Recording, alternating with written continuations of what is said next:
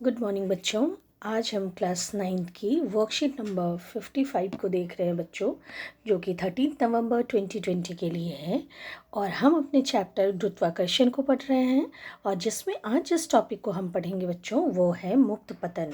मुक्त पतन क्या होता है और किस प्रकार पृथ्वी से ऊपर फेंकी गई सारी वस्तुएं एक बारी नीचे गिर जाती हैं। एक ऊंचाई पाने के बाद वो क्या होती है, नीचे गिरना शुरू हो जाती हैं। तो आखिर ऐसा क्यों होता है, इसी प्रश्न के उत्तर को आज की वर्कशीट में हम जानेंगे। तो आओ पढ़ते हैं। कोई भी वस्तु जो पृथ्वी की सतह के ऊपर की ओर फेंकी जाती है वह एक ऊंचाई तक जाकर पृथ्वी की ओर गिरने लगती है। ऐसा हम सब ने देखा है कि जब भी हम कोई वस्तु फेंकते हैं पृथ्वी से ऊपर की तरफ, तो वो एक ऊंचाई पाकर और फिर वो क्या होती है, पृथ्वी की तरफ गिरना शुरू हो जाती है। अगर हमने ज़्यादा बल लगाकर फेंका है तो वह ज़्यादा ऊंचा जाएगा, पर ऐसा नहीं है कि हमने ज़्यादा बल लगाकर फेंका है तो वो वस्तु ऊपर ही चलती चली जाएगी, बल्कि क्या होगा, कुछ ऊंचाई पाने के बाद वो वस्तु पुनः धरती पर गिरना शुरू हो जाती है। ऐसा क्यों होता है? तो आप सब जानते हैं ऐसा किस लिए होता है। पृथ्वी के गुरुत्वाकर्षण बल के कारण होता है, जो पृथ्वी लगाती है प्रत्येक वस्तु पर।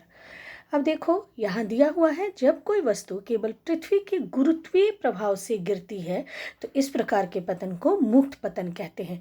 अब जब कोई किसी वस्तु को ऊपर की ओर फेंका गया है पृथ्वी से, और वो पृथ्वी पर फिर एक ऊंचाई पाने के बाद जब वो वस्तु नीचे गिर रही है, और वहाँ सिर्फ और सिर्फ हम देख रहे हैं क्या, गुरुत्वाकर्षण के प्रभाव को देख रहे हैं। यानी कि हम ऐसा कहें कि पृथ्वी पर अगर कोई वस्तु केवल और केवल पृथ्वी के गुरुत्वाकर्षण के प्रभाव के कारण गिरती है, तो हम ऐसे पतन को, ऐसे गिरना को हम कहते हैं, वस्तु के गिरने को हम कहते हैं मुक्त पतन या फ्री फॉल। याद रखेंगे मुक्त पतन क्या है। तो मुक्त पतन है जब कोई वस्तु केवल पृथ्वी के गुरुत्वाकर्षण के प्रभाव से गिरती है, तो इस प्रकार के पतन को हम मुक्त पतन कहते हैं। यानी इस प्रकार से वस्तु के गिरने को हम मुक्त पतन कहते हैं। मुक्त पतन के समय देखो, आप इसको ऐसे समझेंगे कि वस्तु है और ये है पृथ्वी, यहाँ से वस्तु को ऊपर की तरफ उछाला गया है। वस्तु इतनी ऊंचाई पाने के बाद, वस्तु हमारी यहाँ है, इतनी ऊंचाई पाने के बाद ये वस्तु क्या हो रही है, पुनः वापस लौट रही है। जब ये पुनः वापस धरती पे गिर रही है तो इसकी दिशा किधर की तरफ है, ये नीचे की तरफ है दिशा। यानी कि उस वस्तु के गिरने की दिशा तो क्या होती है, एक समान होती है। जैसे इस केस में क्या है, नीचे की तरफ है, लेकिन उसके वेग में, जो उसका वेग है वो क्या होता है, लगातार क्या होता है, बढ़ता चला जाता है। यानी कि वस्तु जब मुक्त पतन में गिरती है, जब उस वस्तु का मुक्त पतन हो रहा होता है, तो वस्तु की दिशा एक ही होती है, नीचे की तरफ, पृथ्वी की तरफ, लेकिन उसका वेग प्रतिपल बढ़ता चला जाता है। अब जब वेग बढ़ता चला जाएगा तो क्या होगा, इसमें त्वरण उत्पन्न होगा, और इसी त्वरण को जो मुक्त पतन के दौरान वस्तु द्वारा अनुभव किया जाता है, इसी त्वरण को हम कहते हैं गुरुत्वीय त्वरण। ठीक है, तो फिर से देखो यहाँ बच्चों दिया हुआ है कि मुक्त पतन के समय वस्तु की गति की दिशा तो समान रहती है, परंतु उसके वेग में लगातार वृद्धि होती है, जिससे त्वरण उत्पन्न होता है। तो मुक्त पतन के दौरान वस्तु द्वारा अनुभव किया गया त्वरण क्या कहलाता है, गुरुत्वीय त्वरण कहलाता है। और इस गुरुत्वीय त्वरण को हम किससे दिखाते हैं, स्मॉल जी से दिखाते हैं। और स्मॉल जी का मात्रक क्या है, मीटर प्रति सेकंड स्क्वायर। तो आपको क्या याद रखना है कि मुक्त पतन के दौरान वस्तु द्वारा जो त्वरण अनुभव किया जाता है, उस त्वरण को हम कहते हैं गुरुत्वीय त्वरण। और इसको हम किससे दिखाते हैं, स्मॉल जी से दिखाते हैं। और उसका मात्रक क्या होता है, उसकी इकाई क्या होती है, मीटर प्रति सेकंड स्क्वायर। आप ये जानते हैं क्योंकि ये त्वरण है तो इसीलिए इसकी इकाई क्या होगी, मीटर प्रति सेकंड स्क्वायर होगी। आओ बच्चों आगे और देखते हैं हम। अब और क्या दिया हुआ है, पृथ्वी के गुरुत्वीय त्वरण के लिए समीकरण। अब हम पृथ्वी का गुरुत्वीय त्वरण जो कि क्या है, जी है ना, ये इस जी के लिए हम समीकरण देख रहे हैं बच्चों। तो मानते हैं हम कि एक वस्तु है और पृथ्वी, दोनों के द्रव्यमान को हम ले रहे हैं। तो वस्तु का द्रव्यमान क्या माना है, जो वस्तु या पिंड है उसके द्रव्यमान को माना है हमने स्मॉल m, और पृथ्वी के द्रव्यमान को मान लिया हमने कैपिटल M से निरूपित कर लिया है। अब पृथ्वी उस वस्तु पर जो गुरुत्वाकर्षण का बल लगा रही है उस बल को किससे मान लिया है? F से मान लिया है। तो फिर से सुनो, क्या किया है? वस्तु के द्रव्यमान को माना है स्मॉल m, पृथ्वी के द्रव्यमान को हमने कैपिटल M लिया है, और पृथ्वी जो उस वस्तु पर गुरुत्वाकर्षण का बल लगा रही है उसको हमने कैपिटल F से निरूपित किया है, और पृथ्वी और उस वस्तु के बीच की दूरी को D से निरूपित किया है। ठीक है, दूरी को D से निरूपित किया है। अब जो गुरुत्वाकर्षण का सार्वत्रिक नियम है जो आपने पिछली वर्कशीट में जाना था, वो क्या कहता है? वो कहता है कि F बराबर यानी कि गुरुत्वाकर्षण का बल बराबर होता है G into M upon d square. ठीक है, यहाँ आप सबको पहचानते, F क्या है? गुरुत्वाकर्षण का बल है। G यहाँ क्या है?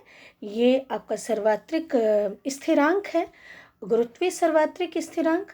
M जो है वो क्या है? यहाँ पर हमने लिया है पृथ्वी का द्रव्यमान, ये m जो है छोटा m, ये है वस्तु का द्रव्यमान, और बाकी अगर हम जनरलाइज करते हैं बच्चों तो ये 2m है, ये 2m दो वस्तु जिनके बीच में हम गुरुत्वाकर्षण के बल का अध्ययन कर रहे हैं उन दोनों वस्तुओं का अलग अलग द्रव्यमान होता है।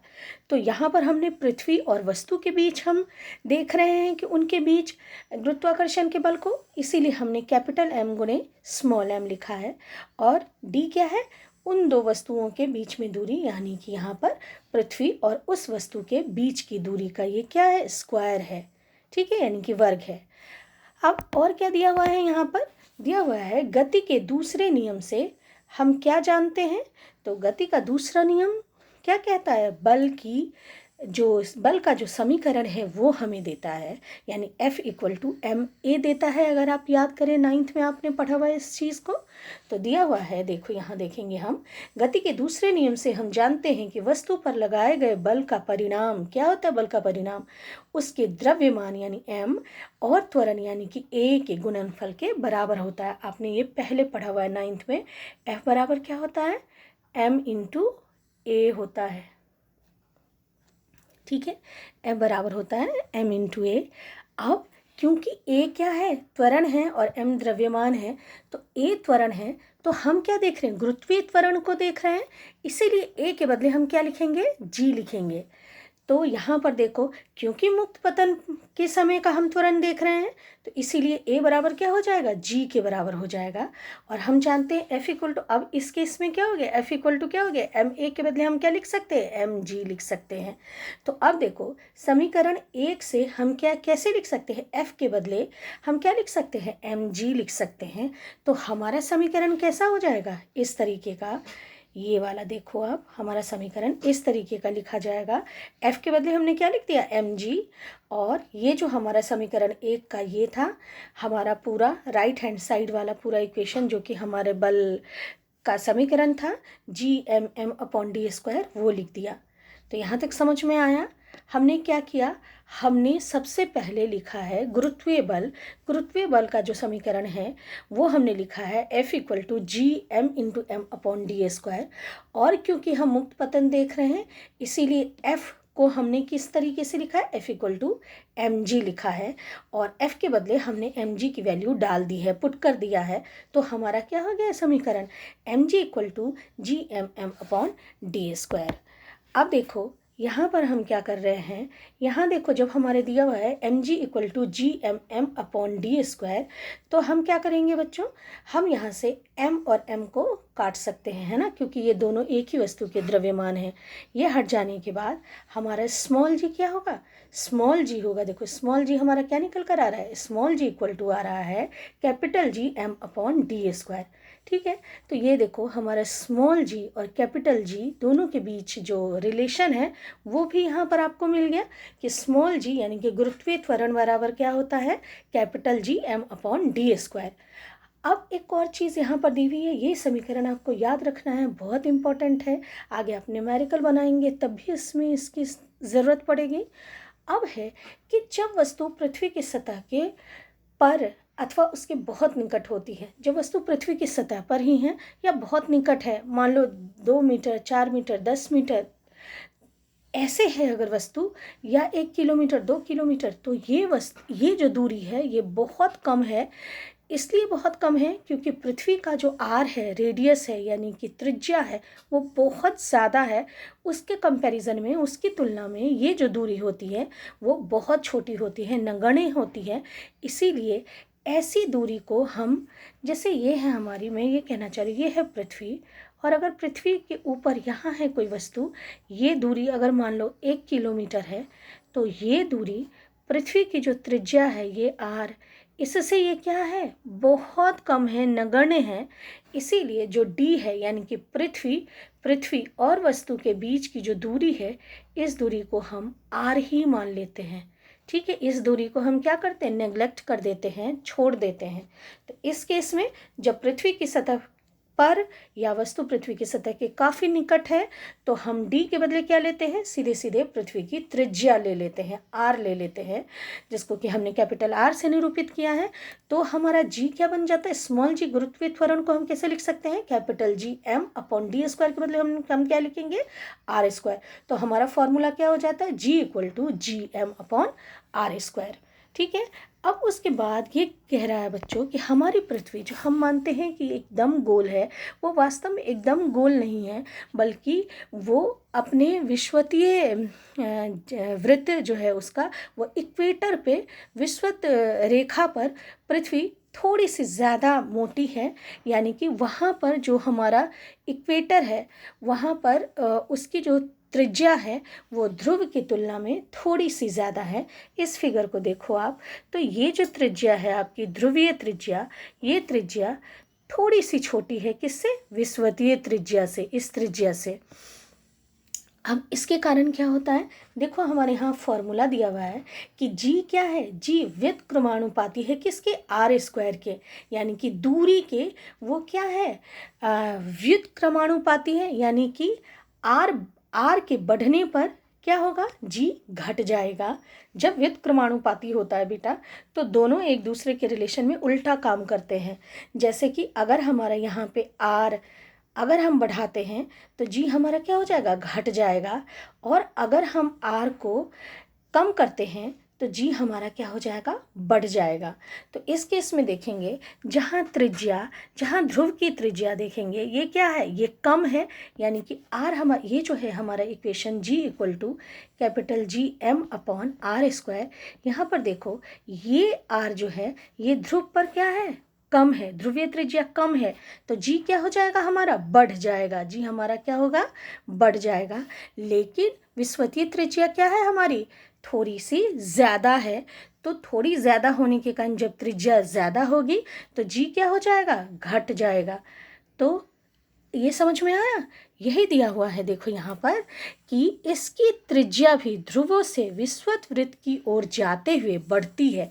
त्रिज्या क्या होती है, ध्रुव से जब विषुवत वृत्त की तरफ हम इक्वेटर की तरफ जाते हैं, विषुवत रेखा की तरफ, तो हमारा क्या होता है, त्रिज्या बढ़ती चली जाती है, थोड़ी सी, बहुत ज़्यादा नहीं, बढ़ती जाती है। इसके परिणाम स्वरूप क्या होगा, जी का मान ध्रुवों पर विषुवत वृत्त से ज़्यादा हो जाता है। यानी कि आर कम है, त्रिज्या कम है, तो जी यानी कि गुरुत्वीय त्वरण बढ़ जाएगा।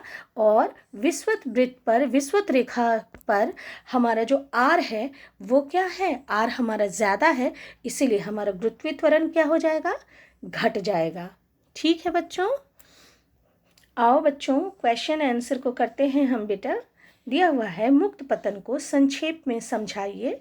तो देखो यहाँ आपके दिया हुआ है, यहाँ है मुक्त पतन, कहाँ है, जब कोई वस्तु केवल अपने पृथ्वी के गुरुत्वाकर्षण के प्रभाव से गिरती है तो इस प्रकार के पतन को हम क्या कहते हैं, मुक्त पतन कहते हैं। तो ये क्वेश्चन नंबर 1 का आंसर हो गया बच्चों। उसके बाद है हमारा क्वेश्चन नंबर 2, क्या कहता है, क्वेश्चन नंबर 2 हमारा कहता है कि गुरुत्वीय त्वरण किसे कहते हैं, इसका मात्रक क्या है। तो आओ बच्चों देखते हैं गुरुत्वीय त्वरण, आपको पहले भी बताया, देखो यहाँ दिया भी हुआ है बेटा, मुक्त पतन के दौरान वस्तु द्वारा अनुभव किया गया त्वरण गुरुत्वीय त्वरण कहलाता है। इसे स्मॉल जी से दर्शाया जाता है और इसका मात्रक क्या है, मीटर प्रति सेकंड स्क्वायर है। उसके बाद बेटा थर्ड क्वेश्चन हम देखते हैं। थर्ड क्वेश्चन हमारा कह रहा है जी का मान ज्ञात करने का सूत्र परिकलित कीजिए। तो जी का मान ज्ञात करने के लिए आपको ये पूरा ये पूरा लिखना पड़ेगा बेटे, यहाँ से आपको पूरा लिखना पड़ेगा, यहाँ से यहाँ तक। तो ये हो गया हमारे क्वेश्चन नंबर 3 का आंसर, पूरा आप लिखोगे ये पूरा।